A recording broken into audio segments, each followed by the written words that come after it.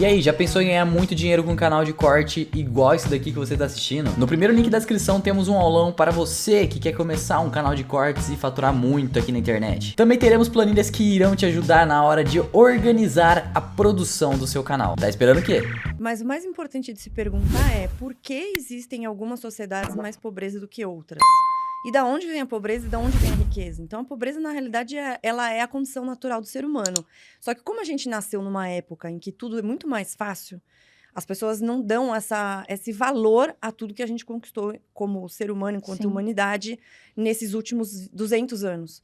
Que numa escala evolutiva é nada. Se for pensar desde os primórdios, eu começo o curso falando de Idade da Pedra, como que era o comércio naquela época, para as pessoas entenderem o quanto demorou. Aí depois veio feudalismo, 5 séculos de feudalismo, ou seja, nenhuma possibilidade de você mudar de classes. Depois veio mercantilismo, depois veio o capitalismo comercial, daí o capitalismo financeiro, assim, foi muito tempo até a gente evoluir, até chegar onde a gente está hoje. Então, a pobreza, ela só conseguiu ser reduzida em alguns lugares praticamente exterminada por causa da liberdade econômica, economia de mercado, capitalismo é isso. E aí, se você pega sociedades como o Brasil, por exemplo, que tem menos liberdade econômica, está lá hoje na posição 133 do ranking de liberdade econômica. Por que a gente tem mais pobreza do que na Dinamarca? Uma vergonha, 133, né? Esse ranking vai até quando? Eu já vou chegar lá. Mas por que a gente tem mais pobreza do que a Dinamarca, ou que a Austrália, ou que a Nova Zelândia? Porque às vezes correlacionam assim, o Elon Musk é bilionário, isso significa que pessoas na África são pobres porque ele tirou dinheiro delas, como se fosse um bolo único. Então, a primeira coisa que a gente precisa tirar aqui do conceito das pessoas, a economia não é jogo de soma zero. Quando você enriquece, você não deixa outra pessoa mais pobre. Perfeito. A riqueza se gera. E riqueza é infinita. A possibilidade de geração de riqueza ela é infinita. Então, primeira coisa. Então, a riqueza no mundo, desde 1800, a Revolução Industrial, subiu mais ou menos 9.000%. E pode continuar subindo. Só que o que faz das pessoas na África serem mais pobres e o Elon Musk ser bilionário? Porque o Elon Musk, ele gerou o valor. O Elon Musk, o Jeff Bezos, o Jobs, que já faleceu, eles geraram valor por meio de ideias e transformaram isso tomando risco. E a fortuna que eles têm hoje não deixou ninguém mais pobre. Pelo contrário, enriqueceu todo um ecossistema em volta deles. Quanto eles geraram de emprego? Não só de emprego, mas de riqueza. A riqueza é basicamente geração de facilidades, né? Então, quando você gera e você resolve um problema, que é isso que faz um vendedor, né? Ele resolve um problema. Total. Quando você resolve um problema, você consegue gerar riqueza e isso é muito bom para todo mundo. Quer dizer, você acha que tá melhor os países que têm mais bilionários ou menos bilionários? Os países que têm mais bilionários, por exemplo, os Estados Unidos. Ele tá melhor do que os que não têm bilionários? Não, não é verdade. E a questão dos bilionários é bem interessante porque justamente as pessoas têm essa ideia de que o rico tá ficando mais rico e o pobre tá ficando mais pobre. Mas quando você pega os dados, isso não é o correto.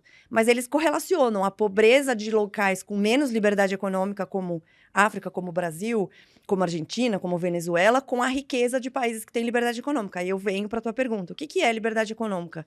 Liberdade econômica é basicamente a forma que você tem, ou a liberdade de que você tem de negociar com qualquer pessoa dentro de um sistema seguro, dentro de uma economia segura com garantias à propriedade privada.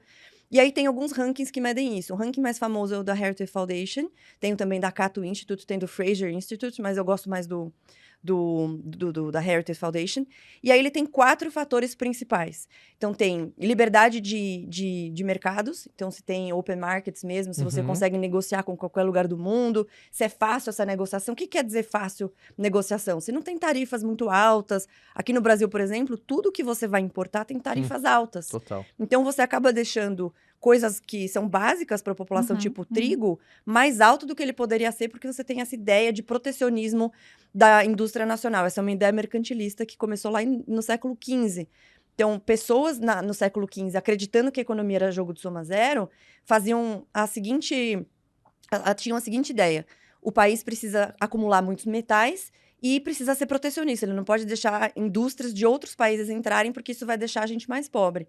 E esse pensamento permeia ainda políticos no século XXI, que é uma bizarrice, porque se economia não é jogo de soma zero, significa que eu posso deixar empresas de outros países que são mais eficientes do que as minhas entrarem, porque isso vai trazer mais benefícios para os consumidores. Ah, mas e a indústria nacional? Ela vai se adaptar para aquilo que a gente sabe fazer melhor. Então, você pega países pequenos, Estônia, Letônia, Lituânia, eles não são países continentais que nem o Brasil, que a gente faz um monte de coisas. Tem agricultura, tem indústria, tem um monte de coisas. Eles foram obrigados a comprar essas coisas de outros países. Isso significa que eles são mais pobres por causa disso? Não. A Estônia tem hoje, acho que o dobro do nosso PIB per capita, por exemplo. E é um país que foi ex-estado soviético, ou seja, ele só depois de 91 que ele conseguiu se libertar. Mas liberdade econômica é liberdade de empreender, liberdade de mercado, Estado de direito, ou seja, segurança jurídica é uma coisa importante, uma legislação coesa, simples, para garantia de contratos, garantindo a propriedade privada. Aqui no Brasil, a gente tem muita insegurança jurídica. Vem um político, dá uma canetada, mudou tudo. Do dia para a noite, da noite para o dia muda. E quem é empreendedor sabe. Daí tem a questão dos impostos, quantos impostos você paga, a dificuldade de pagar impostos. Vocês são empreendedores, vocês sabem. É fácil ou difícil pagar imposto no Brasil? A carga tributária no Brasil Mas além da carga e a complexidade tributária de você vender para um lugar... Tem hora que vem umas guias, você fala assim, cara, o que é isso, né? Impostos trimestrais, aí muda a tua configuração de imposto. Aí você tem vários tipos. finais. É, terrível. Exatamente. É duro de você entender, né? Então, o empreendedorismo, quando você tem dentro da nossa educação, de que é uma coisa ruim, que é uma coisa feia, que ganhar dinheiro é errado, que lucro é errado, e aí você tem, some-se a isso, dificuldade de empreender, essa cultura molda como a gente vai se relacionar com a economia. E aí, por isso que existem políticos populistas, porque a população não entende o que é melhor e sempre vota na questão de curto prazo. E que aí uma coisa vai interferindo na outra e vai virando uma bola de neve, entendeu?